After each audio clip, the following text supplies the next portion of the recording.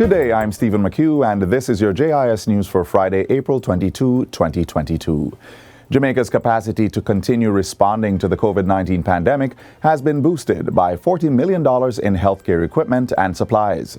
The donation comes from the Pan American Health Organization, PAHO, and was presented to the Ministry of Health and Wellness on Wednesday. Items include nebulizers for children, computers and tablets, various oxygen equipment, blood glucose monitors, and digital blood pressure machines. 30,000 COVID-19 rapid antigen diagnostic test kits are also provided. We're providing items that are critical for Jamaica's current stage of the COVID-19 response, and will continue strengthening preparedness and for future health emergencies. The Ministry of Health and Wellness continues, of course, to welcome these partnerships that we have had, and PAHO, WHO being an absolutely critical one, working with us to strengthen our delivery of public health services. The Transport Authority will be revising the requirements for the licensing of public passenger vehicles to ensure better screening and assessment of driving capabilities. Minister of Transport and Mining Audley Shaw says he has started discussions with the Transport Authority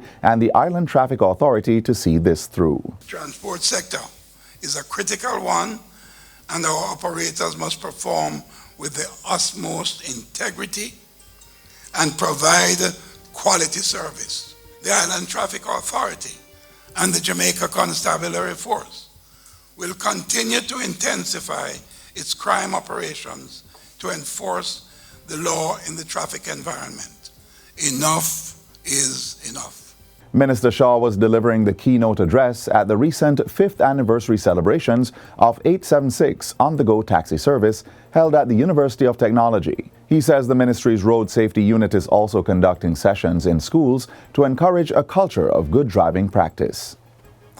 The Ministry of Education and Youth, the Child Protection and Family Services Agency, CPFSA, and Hear the Children's Cry Foundation have renewed their commitment to ensuring missing children can be quickly found. A memorandum of understanding was signed by all three stakeholders at the Terra Nova Hotel in Kingston recently. The Ananda Alert System, implemented in 2009 to assist in ensuring the safe and speedy recovery of missing children, has seen a relatively high return and recovery rate. In fact, it's about 85 to 90%.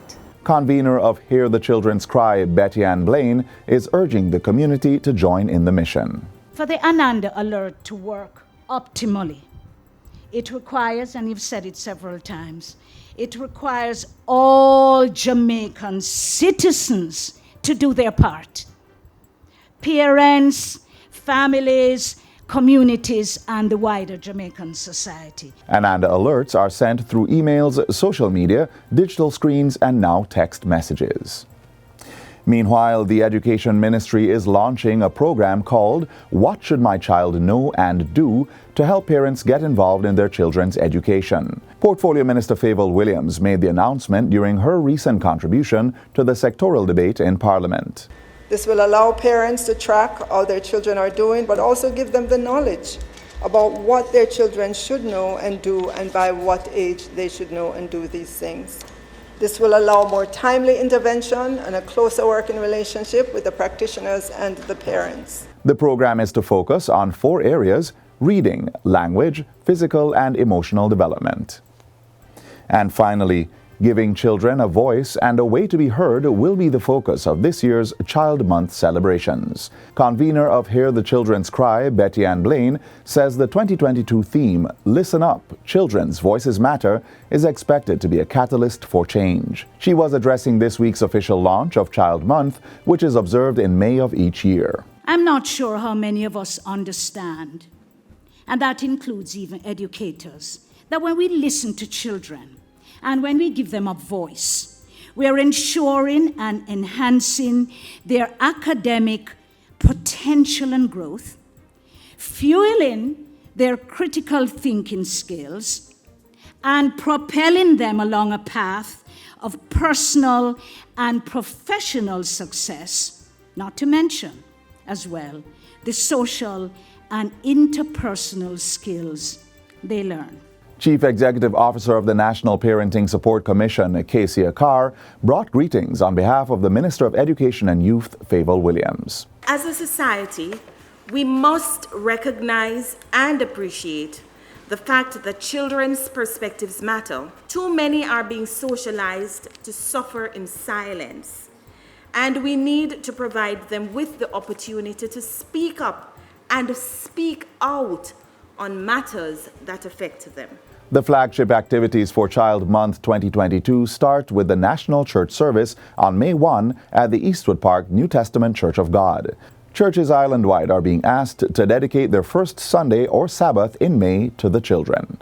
On National Children's Day, Friday, May 20, members of the public are asked to wear sunshine yellow and treat children extra special. The National Child Month Committee will host Picnic Party live and direct, giving children 6 to 17 years an opportunity to showcase their talents through dance, poetry, songs, and any other art form. The National Day of Prayer for the Nation's Children is Wednesday, May 25 at the Trinity Moravian Church in Kingston. On Tuesday, May 31, several households will receive care packages distributed by members of the National Child Month Committee. And that's it for JIS News Today. I'm Stephen McHugh. Thanks for watching.